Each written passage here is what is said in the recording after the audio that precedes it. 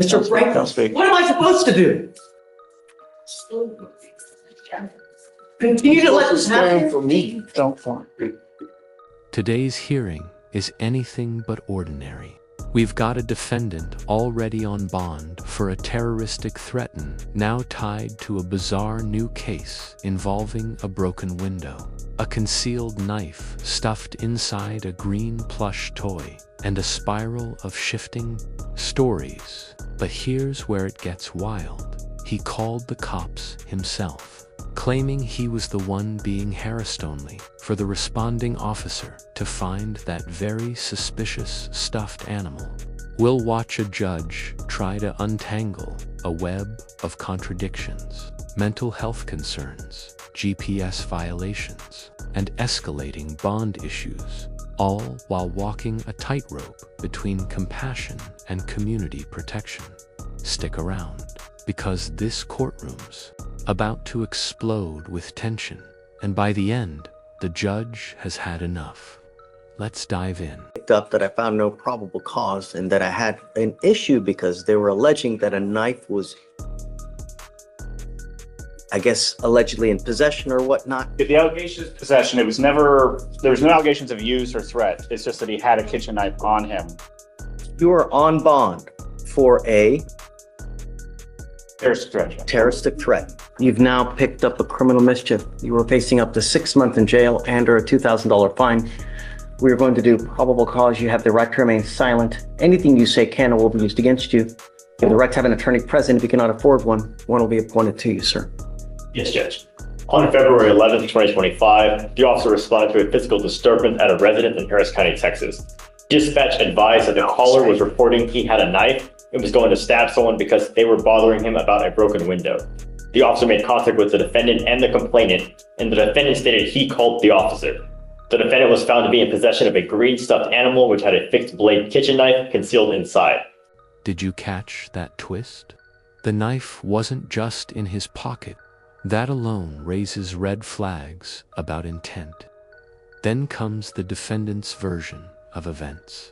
First, she came through the back door. Then wait, actually, it was the front. Classic sign of an unreliable narrative. In court, inconsistencies are deadly, especially when you're the one facing the charges. Viewers, what do you make of that? Is this just confusion or manipulation?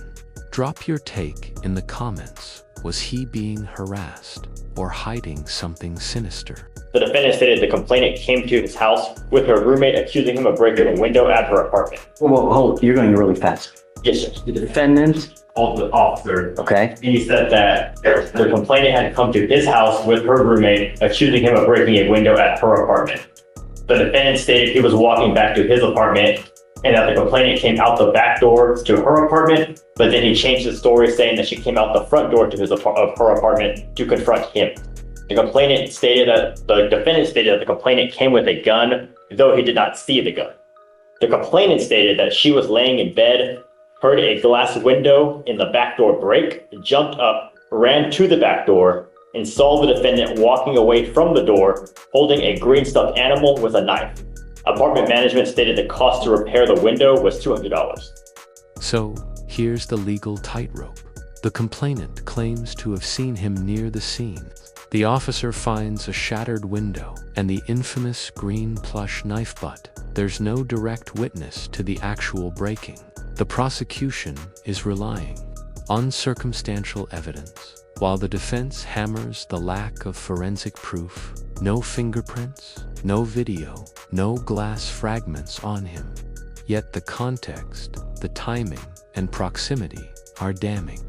This is the gray area where judges have to weigh safety against constitutional rights. Would you say there's enough to convict her, or is it all too shaky?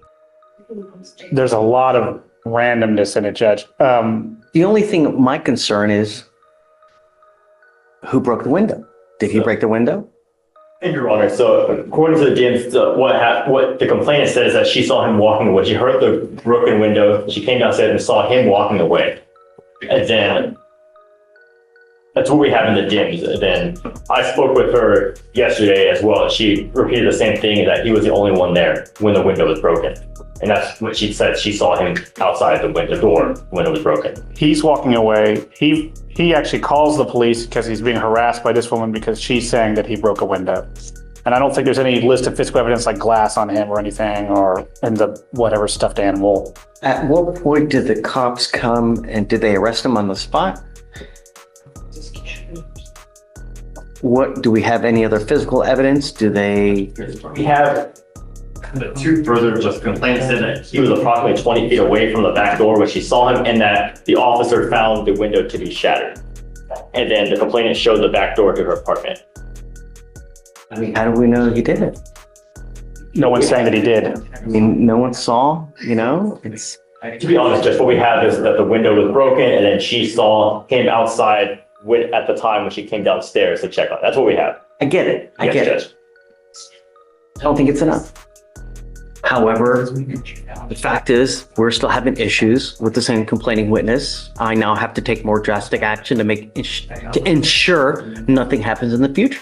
So now what I'm going to do is I'm putting an ankle monitor on it and I'm barring him from going within 500 feet of where she lives or where she works. Yes, Judge.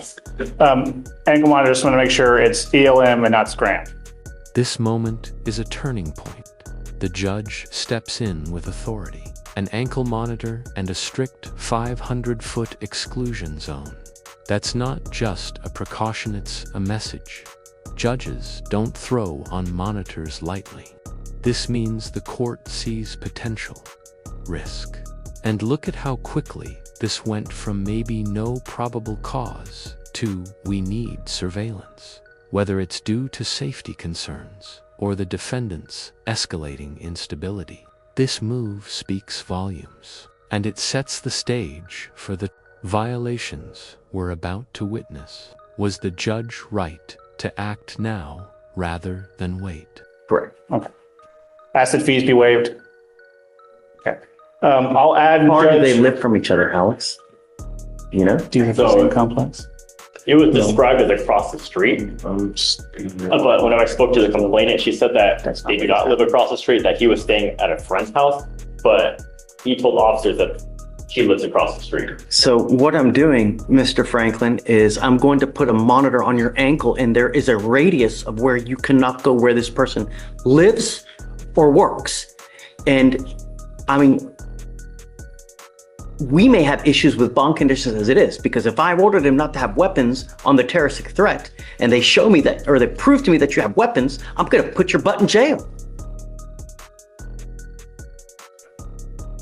So maybe we should have a formal bond hearing to see if, in fact, you can prove that he has a weapon. Yeah, Judge. So I have some hesitancy about everything, Judge, mostly because my client's orange sheet is quite extensive. So the jail has diagnosed multiple mental illnesses. I'm trying to track down his competency because I was appointed, I think, December. So there's been prior competency motions. I'm trying to get the reports from them, which is difficult because I forget what agency does the mental health evaluations. They're saying that they don't exist. So I'm trying to find his mental health records, Judge. It sounds to me like it's bipolar schizophrenia or schizoaffective. And so I think that my client is likely going to have severe mental health issues, which have been causing issues. And I think that's going to be the heart of all this. And so I'm trying to push for treatment. The case is just brand new is the problem. You were ordered not to be in possession of any weapons. And they're telling me now that you have a new case.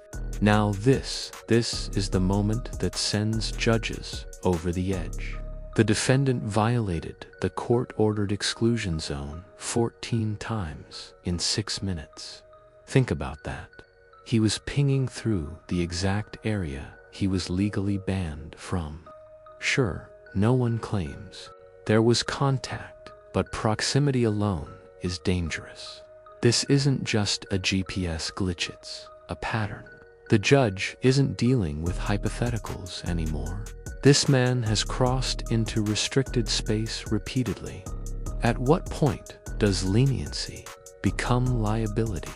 Should repeat GPS breaches trigger immediate custody? You tell us. And that you have an alleged knife as well. I want to set this for a formal hearing on Monday. And if they show me that you have a weapon in violation of your bond conditions, I'm going to bring it. Do you understand? You are not to be in possession of any weapons whatsoever.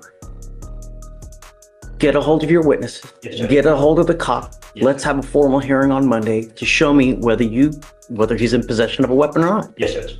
Yes, Judge. In the meantime, like I said, if I find that you become a danger to my community, it's really not going to go well for you.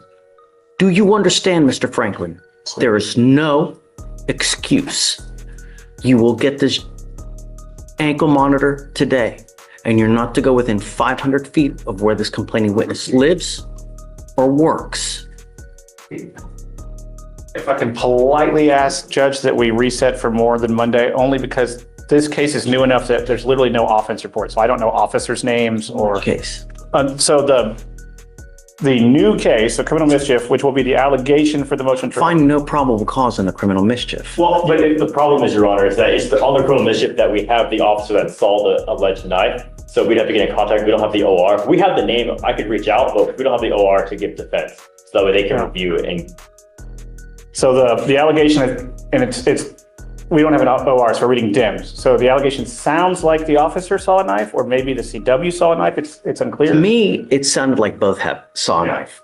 And so Well, that's why. I don't know So, if I anybody mean, did. I guess I'll give you a full week. That should be sufficient for you to get an Yes. OR, Yes, get in sir. contact with Because- both witnesses. just to clarify for both parties here, the officer is the one that said when he contacted him, he's found the defendant in possession of the knife. Okay, let's have a hearing. Yes, Judge. Get this guy over here. If you need to subpoena him, do it. So that today's Wednesday, we'll have a hearing next Wednesday. Thank you, Judge. As part of your bond condition, you had several. You're not to be in possession of any weapons. You have a GPS monitor, and you're not to go within a certain boundary of the complaining witness in this case. It has now come to my attention through pretrial services that you have bond violations. Specifically, Mr. Franklin has not been compliant with his conditions of bond. Client has failed to not have contact with a prohibited person or visiting a restricted location. Client was ordered by the court not to go within 500 feet of the Northwood Drive apartment in Baytown. On 2/25, client received a victim exclusion zone alert at 10:22 a.m. The victim exclusion zone was cleared at 10:28 a.m. In fact, what I've been told by pretrial is that we have 1, 2, 3, 4, 5, 6, 7, 8, 9, 10, 11, 12, 13, 14, 15 instant. Okay, interject, Judge. I think that's all in a 6-minute window. So I think he crossed into the exclusion zone at 10:22 and out at 10:28. And so I could proffer to the court what was given to me from pretrial. Not that I'm admitting. Judge has a copy. Then never mind. I get it. In no way admitting that this would be admissible. And looking at what pretrial provided, it looks like he walked about 1,000, maybe 1,500 feet in about a 6-minute window through the exclusion zone. Now we enter deeper Waters' mental health. The defense lays out a bleak picture: bipolar disorder, schizophrenia, past hospitalizations. And here's the hard truth: our legal system isn't built for nuance. Judges want to protect the public, but they're not psychiatrists. The prosecutor's losing patience, but the defense wants treatment, not prison. So here's the question: how do we balance compassion with consequence? Should mental illness excuse bond violations if there's risk to others? This is where law collides with humanity. Leave your thoughts below. Should we treat first or jail first? And while it says contact, there's no alleged contact with any person. It's just, I know, but it's the way it's written. How do we know? Well, no one has complained to the state. And so it looks like he walked through an exclusion zone, which is, speaking with pretrial, is actually larger than it normally is. I think it's at 500. Is it 500 feet? At 500 feet because I didn't want him to go anywhere near the complaining witness in this case. Yes, Judge. This is the same complaining witness that we have the last case that I know PC'd. No, the two are unrelated. They are different complainants, Judge. Yes. And so the terroristic threat was, they're both strangers. The terroristic threat is, the allegation is that my client asked to bum a cigarette, got in an argument when he died. And then the newer case with no PC was that some random person's window was broken and somehow my client got charged with it when no one saw or had any evidence to believe that he had done it. But when the police made scene, he didn't have a kitchen knife, I believe, is the allegation. I will say that the new case, it was no PC, but there's also no evidence. There's no offense report, there's no videos, because it's a week old. Because it's because they didn't go get anything because I know PC'd it. Well, that's part of it. It's also Baytown, and Baytown. But the problem is that we continue to have issues with Mr. Franklin. So Mr. Franklin is going to have issues on bond or not, Your Honor. His mental illness is quite severe. He's received hospitalizations in the past. His orange sheet is right at a page, if not over. And so the system is aware. I would take this court, or ask this court to take caution in the sense that we're not having a formal hearing. There's no testimony presented. I'm fine with having a conversation. But if the court should wish to revoke We're his bond, having a hearing right now. well, then nothing has been admitted because there was no admissible evidence. I'll find to discuss with the court what has been alleged, but there is no admissible evidence of either location or possession because nobody has testified to either. And I don't think the pretrial services officer in this room would have the ability to testify how a GPS device works. Not to be mean to her, but it's not her job. And so she's not going to have any knowledge of the first-hand knowledge of the device. We continue to have issues with Mr. Franklin, and I'm tired of it. And I'm not dealing with this anymore. I only have one way to fix this. So I've spoken with the state, particularly the chief. We're leaning towards reaching a resolution on a mental health diversion, Judge. It's not 100% that we're there, but it sounds like we're going to do it where we send him for an evaluation. So I'm going to file a competency evaluation just in case. But so that there's another 30 days. I'm not going to sit here and wait for him to have another bond violation.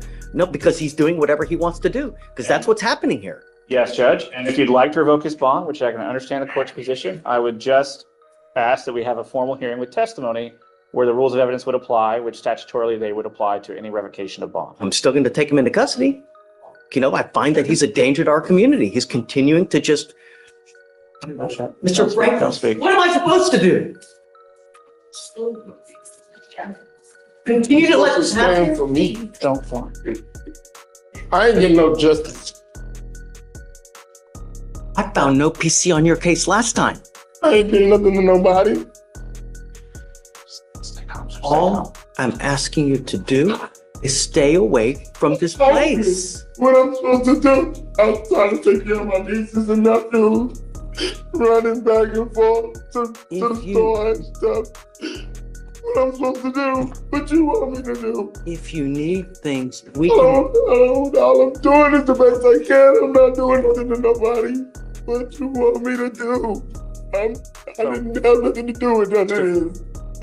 Listen. You ain't I want stopping you to nobody from listen. raping me. Once, Just slow yourself down, okay? is he saying that He's insistent. family that lives near here? So he's given me, I've been trying to get it directed. So he lives partially with cousin and with mom, who are both on this side of town. And he essentially migrates between the two. Because of his mental health issues, I'm having a problem confirming the addresses to confirm this information. Where are you staying? My mama's house, but she threw me out this morning. So it's the same thing. She pulled a pistol on me, yeah? Trying to tell me to shut up and let her say whatever she want to say. Switching up everything, making it hard on me. Does your mom live near this address? She stay down Lowland. When I leave, No. When I leave, I don't have nowhere to go. I go to my cousins. I buy them food. I do the same thing I The do. problem is that are they within this address? They stay down low living Bay Terrace. No. Baytown is a big city. I don't want you to go near where the complaining witnesses live. That's all I'm asking you to do. But I was just having to go to my oldest cousin's house and my mother-in-law's house, get food, and then So go get my here's what I medicine. want you to do. I want you to talk with Mr. Meunier right now, and I want to know exactly where they live in relation to this address. That's what I want to know. In relation I'm to my mother's debating address. to put you in or not. All I want to know is why. Because I've asked you not to go to this place, and yet, no. I want you to talk to your lawyer, and I want to figure out where the places are where your mom lives, where the cousins live, so we know exactly where you can and can't go. This is raw judicial emotion. The judge isn't just angry, he's disappointed. You can hear it in every word. I want everyone to feel safe. He's pleading for compliance, offering resources, trying one last time to reach a man who's falling through the cracks. And yet he's drawing a hard line. There's no more wiggle room. Judges don't beg, they command. But in this rare moment, we see a human behind the bench trying to salvage someone society might already have given up on. What would you do in his place? Do you understand? Yes, sir. I can Go. Thank you, Judge. I've been trying to get to addresses and it's somewhat difficult, but we'll give it another try. Be right back. I think I have the location figured out. It took a while because getting addresses from my client is I understand. difficult. It's okay. So, let me just visual aid. So the exclusion zone. No. Don't. Just take it off because I'm live streaming. I don't want to. Oh, okay. All right. So if you were to look at the exclusion zone, numbers 10 and 19 are just left of it. That is the cousin's house. So he lives probably 30 feet outside the exclusion zone. And so my client. So walks- hold on a second. You're saying So, 13. so numbers 10 and 19, because I have the ones I have are numbered. I see it. 10 and 19. That's that So- cousin. That, from what I can tell, is the cousin's house. I'm having to do this with What Google about Maps. number 24? Well, no. What I'm saying is that's where he's kind of living. He then walks through the exclusion zone. Mom's house is about 2 miles due east. This one, I think he was walking to CVS to get his psych meds. And so he goes through the exclusion zone to get to Garth Road, which is the road that the CVS is on, which is just outside the map. I can show you on my phone if you'd like. So he walks to Garth and then goes north up Garth to get to the CVS and then east to Mom. So I think this 6-minute window, I think is him walking through the exclusion zone to get to CVS. As far as I can tell, that's what's going on. He never stops very long. It's a 6-minute time. It's CVS in relation to this. so in relation to the map, if you keep going east of the map, maybe half a mile. I don't understand the curve. That's him trying to walk around the apartment. He was trying. He's right next to it, man. It's like literally within like. He's going to get his psych meds, Judge. Rash thinking is not 100% level. He's trying to go around it, from what I can tell. Well, I don't know, Judge. I think there's a big field, and I think he's trying to go around to get to the field, to walk through the field. But CVS is. Here, let me just show you my phone. That'll be the easiest. So. No. But come around because I don't want to live stream. I don't want to do this without you. I want you to understand something and listen to this clear. I want to protect every person in my county, and I want them to feel safe. This person is scared of you. That's why I don't want you near them. Do you understand, Mr. Franklin? All I'm asking you to do is stay away because I don't want you to accidentally bump into them on the street. You guys exchange words and then it goes absolutely haywire. That's what I'm trying to prevent. Do you understand? It's not to be mean to you. It's not to take away this. I'm a nice person. I don't like to put people in jail. But if you're going to be a problem and you're going to scare my city, I've got a problem with that and I'm not going to take it. You understand? So CVS, where you're trying to get to on that map, is nowhere near where this person lives. Your cousin lives outside of the area of the zone of exclusion. Look at me. Mr. Franklin, there's no reason for you to go near where this person lives. You need to find another way. I'm not going to do this with you again. Do you understand? I'm trying to be nice to you now, and I'm trying to warn you that I don't want you to go near anywhere where they live. If you need help, Nathan can help you out. If you need a place to stay, we can find you a place. If you need eat food, if you need a job, we have resources we can give you. All you have to do is ask. But He can't give you a job. He can tell you where to go to try to find it. but I want everyone to feel safe. Do you understand? That's all I want. Oh my God. Like I want you to feel safe. That's it. Here, everyone gets a fair shake. Everyone. I found no PC on your case last time, right? That's a fair shake. It doesn't get any more fair than that. Do you understand?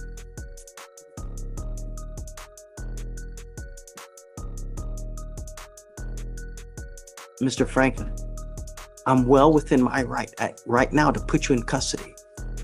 I'm not going to, but I want you to understand that I'm not going to do this again. You understand? I'm not asking much.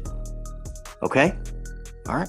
Thank you, Judge. So just please I make try to, a path for him to go around so um, that there are no more issues. Your Honor, I was going to see if we could shave some of the, I think it's 500 feet, and the cousin lives just outside, and it looks like GPS is giving some false positives. I was going to see if we could lower it to 400 instead of 500.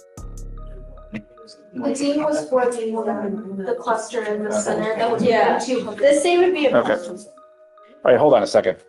Are you saying that the circle is within 200? So that circle's within 500, but it was originally at 200. And so he was deemed to be within 200 feet. But these right here are Yeah, not, so that's gonna be outside of it, so he's not being deemed for those. They show all the points that is being, yep, but that's not a violation. okay, then we're, all right. It's, I have a caution because it's right outside the zone, but it sounds like it'll be okay. Just make sure that you guys can carve a path so that there's no more issues. Yes, sir. Okay. All right, Mr. Franklin, that's it. You have a seat, okay? So where does that leave us? A defendant with severe mental health struggles, a judge juggling compassion, public safety, and legal procedure, and a community caught in the crossfire of a broken system. The case ended with tighter restrictions, a pending hearing, and a stark warning: there won't be another second chance. This courtroom gave us a powerful look into what happens when legal limits collide with human frailty, and it's a reminder that justice isn't always black and white. If you found this case as shocking as we did, make sure to hit that like button, share your thoughts in the comments, and subscribe for more jaw-dropping courtroom breakdowns. We've got plenty more coming your way.